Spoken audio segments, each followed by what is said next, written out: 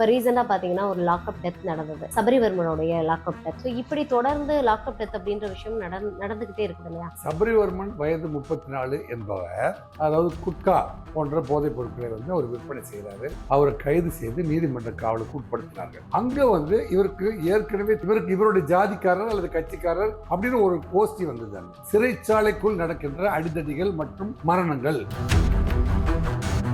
இதுல சிறைச்சாலைக்குள்ள அடிதடிகள் நடக்குது அப்படின்னா சாதி சார்ந்த அடிதடிகள், அரசியல் சார்ந்த அடிதடிகள்.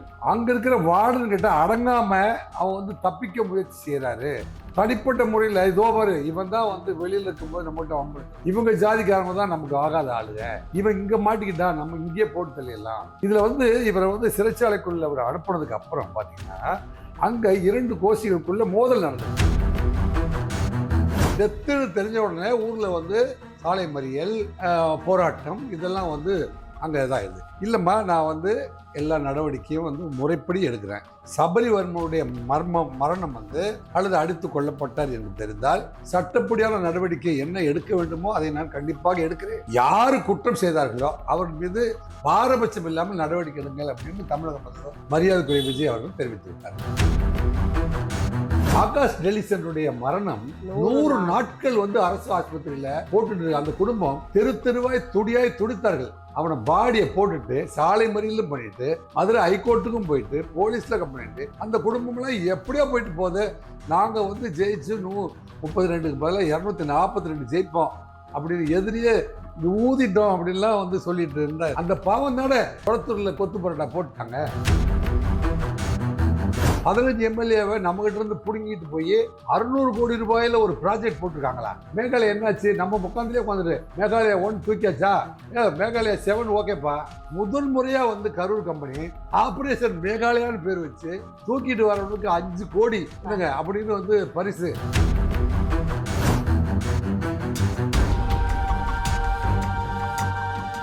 கிரெடிட் கார்டு ஓவர் டியூவா, மல்டிபிள் இஎம்ஐ ஸ்ட்ரெஸ்ஸா? இனி ஒரே இஎம்ஐல ஈஸியா மேனேஜ் பண்ணலாம். Power of one EMI. The Expose நேயர்களுக்கு வணக்கம். நான் ரவீனா. இன்றைய நேர்காணலில் நம்முடன் இருந்திருக்கக்கூடிய சிறப்பு முன்னாள் காவல் உதவி ஆணையர் ராஜேந்திர ராஜா சார் தான் இருக்காங்க. வாங்க நிறைய விஷயங்களை கேட்டு தெரிஞ்சுக்கலாம்.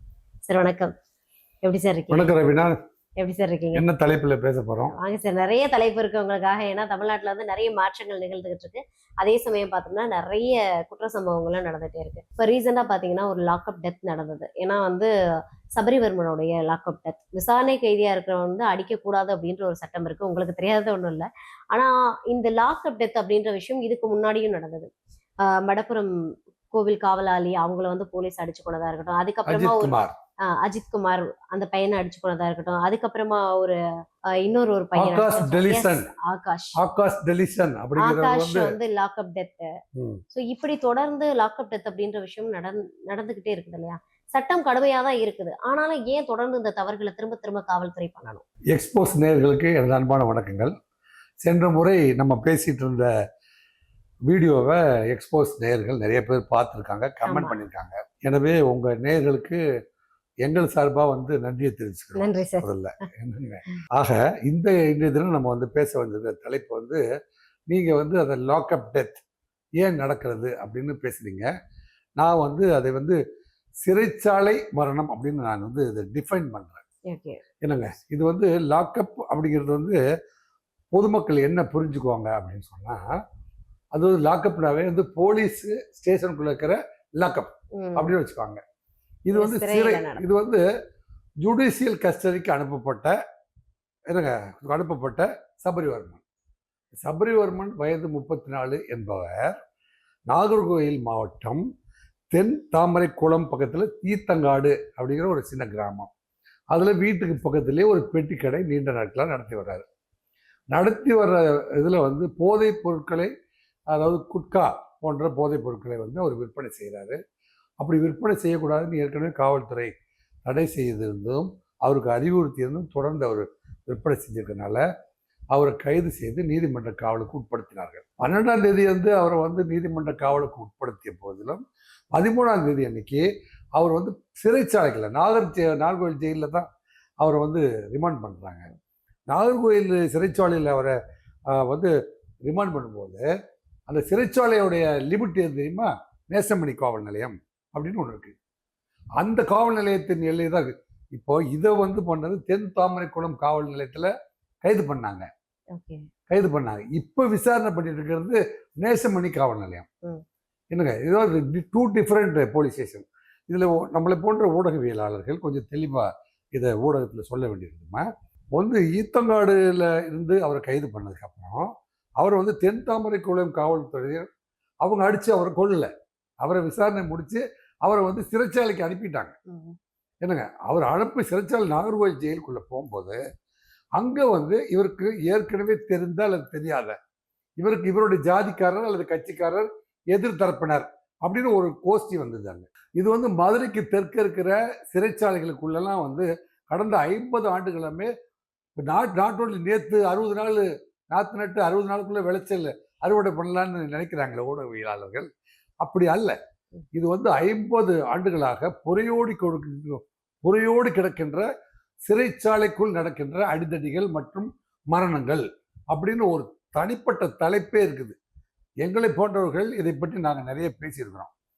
இதில் சிறைச்சாலைக்குள்ள அடிதடிகள் நடக்குது அப்படின்னா சாதி சார்ந்த அடிதடிகள், அரசியல் சார்ந்த அடிதடிகள், அங்கே இருக்கிற வார்டன் கிட்ட அடங்காம அவன் வந்து தப்பிக்க முயற்சி செய்கிறாரு அல்லது கலாட்டா பண்ணுறாரு, அங்கே போய் வந்து அங்கே இருக்கிற சிறை விதிமுறைகளுக்கு உட்பட்டு அவர் நடக்கவில்லை அப்படிங்கிற காரணங்களையும் தாண்டி தனிப்பட்ட முறையில் இதோ பாரு இவன் தான் வந்து வெளியில் இருக்கும்போது நம்மகிட்ட வம்பெடுத்துருந்தான், இவங்க ஜாதிக்காரங்க தான் நமக்கு ஆகாத ஆளுங்க, இவன் இங்கே மாட்டிக்கிட்டா நம்ம இங்கேயே போட்டு தள்ளிடலாம் அப்படின்னு நடக்கிற கதைகள் எல்லாம் தென் மாவட்டத்தில் தொடர்ந்து இருந்து கொண்டிருக்கிற நிகழ்வுகள். இந்த அடிப்படையில் நடந்ததுதான் இந்த சிறைச்சாலைக்குள் கைதி மரணம் அப்படிங்கிற இந்த சபரிவர்மனுடைய மரணம். இதில் வந்து இவரை வந்து சிறைச்சாலைக்குள்ள அவர் அனுப்புனதுக்கு அப்புறம் பார்த்தீங்கன்னா அங்கே 2 கோஷ்டிகளுக்குள்ள மோதல் நடந்திருக்குது. அந்த மோதலில் என்ன செஞ்சிருக்காங்க இப்போ பாருங்க. முதல்ல ஜெகன், சிவகுமார் அண்டு திருவுடை நம்பி 3 பேர் சேர்ந்து இவரை வந்து கண்ட்ரோல் பண்ணியிருக்காங்க. இவரை வந்து மேன் ஹேண்ட்லிங் பண்ணியிருக்காங்க. மேன் ஹேண்ட்லிங் பண்ணதுனால யார் அவரை வந்து அடித்தது அல்லது மேன் ஹேண்ட்லிங் பண்ணினது அப்படின்ட்டு இம்மிடியேட்டாக அந்த மாவட்டத்துடைய எஸ்பி மிஸ்டர் ஸ்டாலின் அவர்கள் உடனே வந்து நேசமணி காவல் நிலையத்திலிருந்து அவர் வந்து மருத்துவமனைக்கு கொண்டு போகிறாங்க. நாகர்கோவில் ஹாஸ்பிட்டலில் அவரை வந்து கொண்டு போய் அட்மிட் பண்ணி அங்கே டெத்து டிக்ளேர் பண்ணுறாங்க அப்படின்னு தெரிஞ்ச உடனே அந்த இடத்துல வந்து மாவட்டத்துடைய காவல்துறை அதிகாரி ஸ்டாலின் அங்கே ஸ்பாட்டுக்கு போயிடுறாரு. போன உடனே இவர் வந்து எப்பவுமேமா ஒரு மரணம், காவல்துறை மரணமோ அல்லது அசாதாரண மரணங்கள் நிகழ்கின்ற பொழுது காவல்துறை வந்து இன்கொஸ்ட் ரிப்போர்ட் ஒன்று தயார் பண்ணுவாங்க. அந்த இன்கொஸ்ட் ரிப்போர்ட் அப்படின்னா என்ன அப்படின்னா பிரேதத்தின் மீது விசாரணை. இப்போதைக்கு பார்க்குறோம் அந்த பிரேதத்தின் மேலே ஏதாவது காயம் இருக்குதா, அடிபட்டு இருக்கிறாரா, வெட்டுப்பட்டுக்கிறா, குத்துப்பட்டுக்கிறதா, கன்ஃபியூஷன் இருக்கா, சிராய்ப்பு காயங்கள் இருக்குதா, இது போன்றது இதனாலதான் இறந்திருப்பாரு அப்படின்னு நாங்க வந்து ஃபர்ஸ்ட் போலீஸ்ல ஒரு ரிப்போர்ட் ஒன்று கொடுப்போம். அந்த அடிப்படையில் யார் விசாரிப்பாங்க? போஸ்ட்மார்ட்டம் பண்ற டாக்டர்கள் வந்து அந்தந்த காயத்தை எல்லாம் வந்து எக்ஸ்ப்ளோர் பண்ணி இது எந்த மாதிரியான ஆயுதங்களால் என்ன சூழ்நிலையில் வந்து ஏற்படுத்தப்பட்ட காயங்கள் அப்படின்னு வந்து அவங்க அதை ஃபர்தரா பண்ண. ஸோ எங்களுடைய ரிப்போர்ட்டும் எங்களுடைய பிரேத விசாரணை அறிக்கையும் பிரேத பரிசோதனை அறிக்கையும், பிரேத விசாரணை பிரேத பரிசோதனை, இந்த ரெண்டுக்குமே டிஃபரன்ஸ் இருக்கு. இதெல்லாம் போலீஸ் டேர்ம்ஸ் வந்து நம்ம இப்போ வெளியில சொல்ல வேண்டியிருக்குது. அப்படின்னா எல்லாம் லாக்அப் பண்ணணும், போலீஸ் அடிச்சே கொண்டாங்க. போலீஸ்ல ஹாக்கி சட்டை போட்டவங்க அத்தனை பேருமே போலீஸ் அல்ல, சிறைத்துறையில் இருக்கிறவங்களும் அதான் பண்ணுவாங்க, அதாவது போட்டிருப்பாங்க. வந்து ஃபயர் அதாவது தீயணைப்பு துறையினர் அதான் போட்டிருப்பாங்க, ஃபாரஸ்ட் டிபார்ட்மெண்ட் யூனிஃபார்ம் தான் போட்டிருப்பாங்க. அப்போ எந்தெந்த யூனிஃபார்முக்கு என்னென்ன அதிகாரங்கள் அப்படின்னு இருக்கு. அந்த அடிப்படையில் இது சிறைச்சாலைக்குள் ஏற்பட்ட கோஷ்டி மோதலினால் வந்து ஒரு மரணம் சம்பவிக்கப்பட்டிருக்கிறது. இந்த கோஷ்டி மோதலில் ஏற்பட்ட அடிதடியில் இந்த சபரிவர்மனை வந்து இவர்கள் தடுக்க முயற்சித்த பொழுதும் சபரிவர்மனை சார்ந்தவர்கள் அதிகமாக வந்து அங்கே வந்து கண்ட்ரோலில் இல்லாத ஒரு சூழ்நிலையில் அங்கே தலைமை வார்டன் இருக்கார் பார்த்தீங்களா, வார்டன் அவர் பேர் ஜெகனும் அவர் கண்ட்ரோல் பண்ணுறதுக்கு சிவகுமாரும் திருவுடை நம்பி அப்படிங்கிற மொத்தம் 3 பேர் சேர்ந்து அவரை வந்து ஹேண்டில் பண்ணுறாங்க, அவங்க வந்து மேன் ஹேண்டில் பண்ணுறாங்க. ஸோ ஸ்டான்லி அவர்கள் வந்து போய் விசாரிக்கிற போது யார் அவனை அடித்து அவனை பிடிச்சி மேன் ஹேண்டில் பண்ணினது அப்படின் போது இமிடியேட்டாக தெரிய வந்தது இவங்க 3 பேரும். அவங்க மீது வந்து ஆரம்ப கட்ட விசாரணையை வந்து துவக்கி மறுபடியும் வந்து ஸ்டான்லி வந்து இப்போ இங்கே இங்கே என்ன செய்கிறாங்க, டெத்துன்னு தெரிஞ்ச உடனே ஊரில் வந்து சாலை மறியல், போராட்டம் இதெல்லாம் வந்து அங்கே இதாகிடுது. இல்லைம்மா நான் வந்து எல்லா நடவடிக்கையும் வந்து முறைப்படி எடுக்கிறேன்.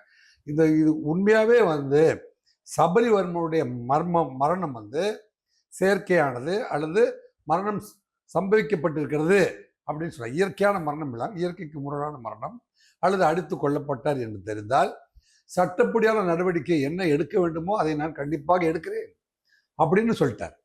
ஸோ அவர் சொன்னதுனால ஃபர்ஸ்ட் டே வந்து ஒரு தடவை காம்ப்ரமைஸ் ஆகுறாங்க.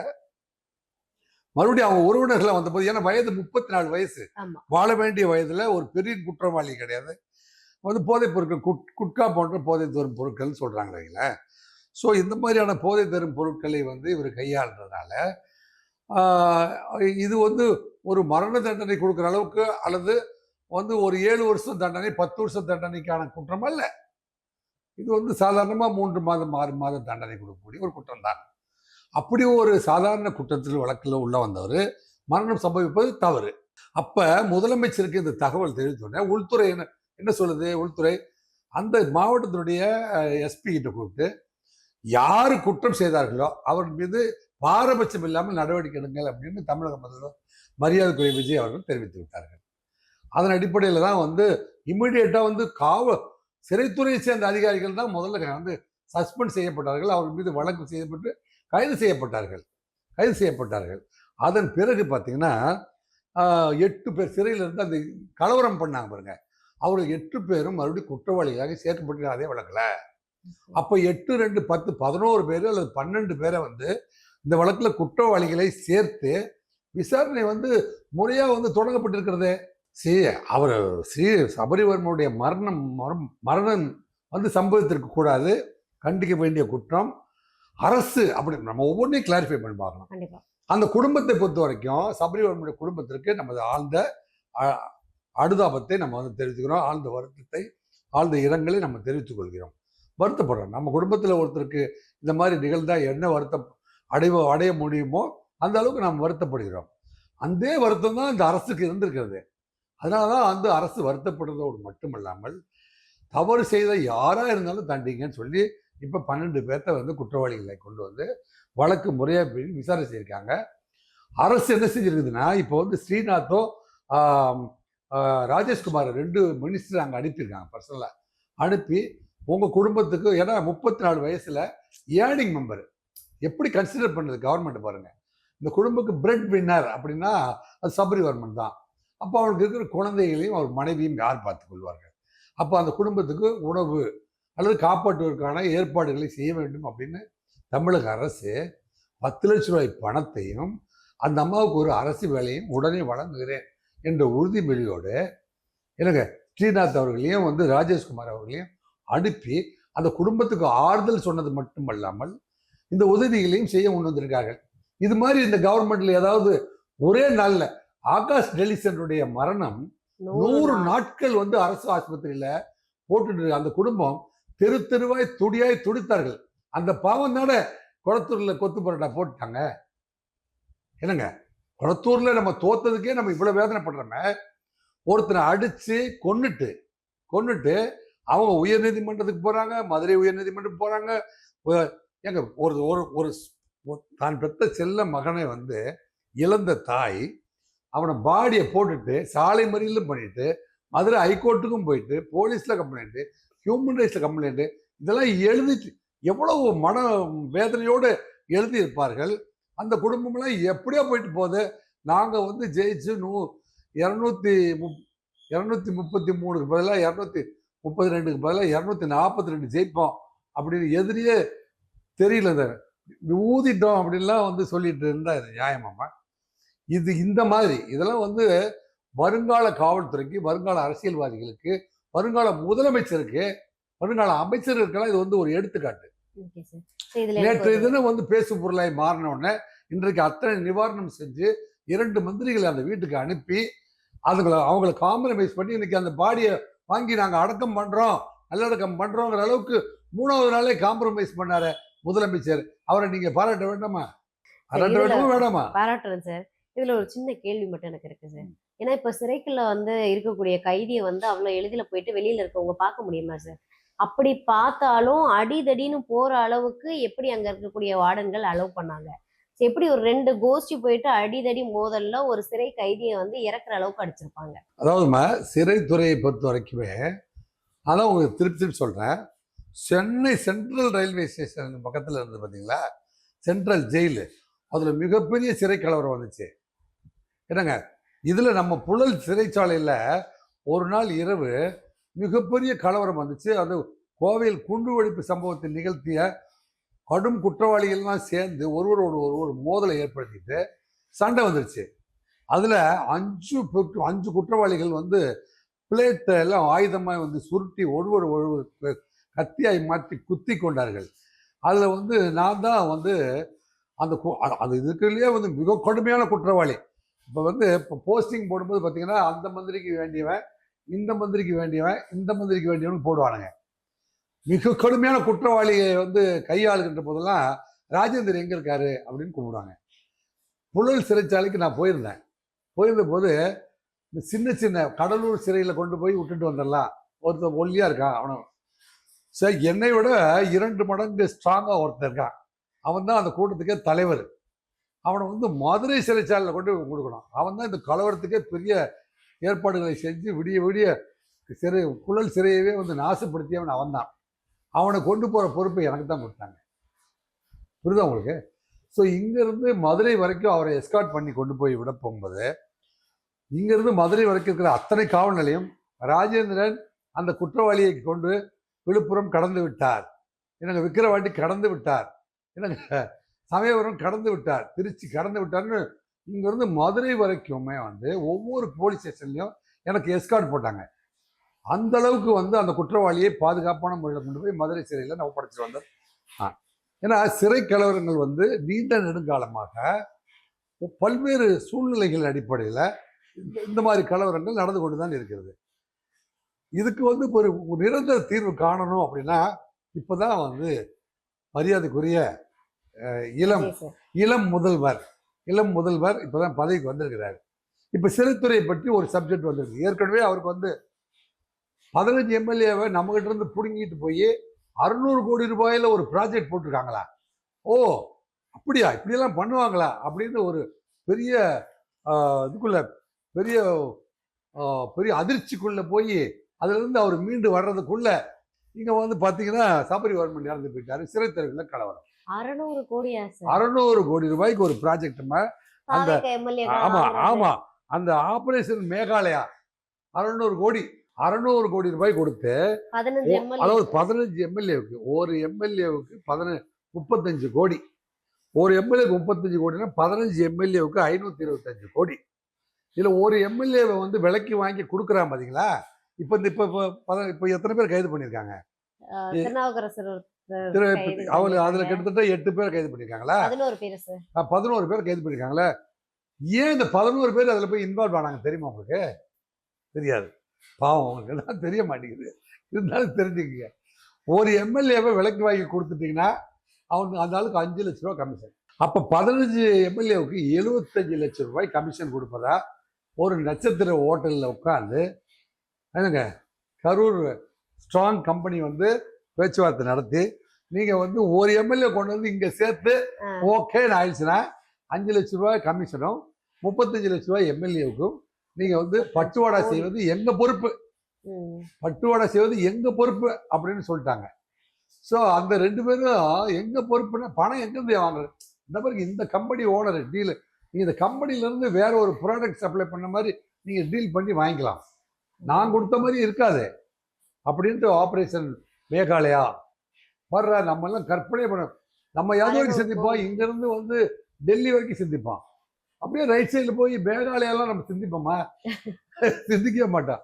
அதனால மேகாலயான்னா ஏதோ பழைய லாட்டு சீட்டு வாங்கினானுங்க போல் இருக்கு, மேகாலயா லாட்டு சீட்டு அப்படி நம்ம நினச்சிட்டு இருப்போம். மேகாலயா என்னாச்சு, நம்ம உட்காந்துலேயே உட்காந்துட்டு மேகாலயா 1 15 எம்எல்ஏக்கு 1 2 3 4 நினச்சேன். மேகாலயா 1 தூக்கியாச்சா, மேகாலயா 2 தூக்கியாச்சா, மேகாலயா 7 ஓகேப்பா அப்படின்னு நம்மகிட்டே பக்கம். ஸோ மேகாலயா 7னா ஒரு 7 கோடி ரூபா லாட்டரி சீட் வாங்கியிருக்காரு அப்படின்னு நம்ம நினச்சிட்டு இருக்கோம். ஆனால் ஆப்ரேஷன் மேகாலயா இது வரைக்கும் தமிழக வரலாற்றிலே இல்லாத ஒரு மிகப்பெரிய செய்தி என்னன்னா, இப்போ வந்து நீங்கள் பாகிஸ்தானை அட்டாக் பண்ணுறதுக்கு, என்னம்மா சைனாவை அட்டாக் பண்ணுறதுக்கு, இல்லை பங்களாதேஷ் நம்ம ஊரில் வந்து பூந்துருச்சு, இல்லை காஷ்மீர் அதில் வந்து தீவிரவாதிகள் பூந்துட்டாங்கன்னா அதுக்கு நம்ம வந்து அவசரமாக ஒரு பேர் வைப்போம். Operation blue star, operation success, என்ன சக்சஸ் உள்ள போயிடுச்சா, ஆப்ரேஷன் ஏ டீம், என்னங்க இது ஒமேகா, என்னங்க இந்த மாதிரி நாங்கள் பேர் போலீஸில் தான் நாங்கள் பேர் வைப்போம். முதல் முறையாக வந்து கரூர் கம்பெனி எம்எல்ஏக்கு தூக்குறதுக்கு ஆப்ரேஷன் மேகாலயான்னு பேர் வச்சு, என்னங்க தூக்கிட்டு வரவனுக்கு 5 கோடி என்னங்க அப்படின்னு வந்து பரிசு அப்படின்னு அனௌன்ஸ் பண்ணுறது தமிழக வரலாற்றிலேயே. இதெல்லாம் வந்து புத்தகமாக போட்டு எதிர்கால அரசியல்வாதிகள் படிக்க வேண்டிய சப்ஜெக்ட்டுமா. சப்ஜெக்ட் 15 30 இல்லைங்க 30 ஆமாங்க. மொத்தம் வந்து 525 கோடி ரூபாய் வந்து வந்து வர்ற எம்எல்ஏக்கு, கட்சி தாவுன்ற எம்எல்ஏக்களுக்கு 75 கோடி ரூபாய் வந்து கமிஷனு. ஆக 600 கோடி ரூபாய் மொத்தம். இப்போ ஒவ்வொரு குற்றவாளிகளையும் விசாரணைக்கு கூப்பிடுறாங்க. அவர் 5 கோடிக்கு ஆசைப்பட்டு உள்ளே போனவர். ஒரு எம்எல்ஏ தூக்கிட்டா நமக்கு ஒரே நாளில் 5 கோடி ஒன்றும் பெருசாக தூக்க வேண்டியதில்லை. இந்த காரில் ஏற்றிட்டு வந்து இறக்கி இது இந்த பக்கம் போயிடு அப்படின்னு அவரை பிரெயின் வாஷ் பண்ணி அனுப்பணும். இதுதான் ப்ராஜெக்டே. அவர் சக்ஸஸ்ஃபுல்லாக அந்த பக்கம் போய் சேர்த்தானே ஒரு 5 கோடி வாங்கிக்கலாம். கிரெடிட் கார்டு ஓவர் ஜீவா மல்டிபிள் இஎம்ஐ ஸ்ட்ரெஸ். இனி ஒரே இஎம்ஐல ஈஸியா மேனேஜ் பண்ணலாம். Power of one EMI.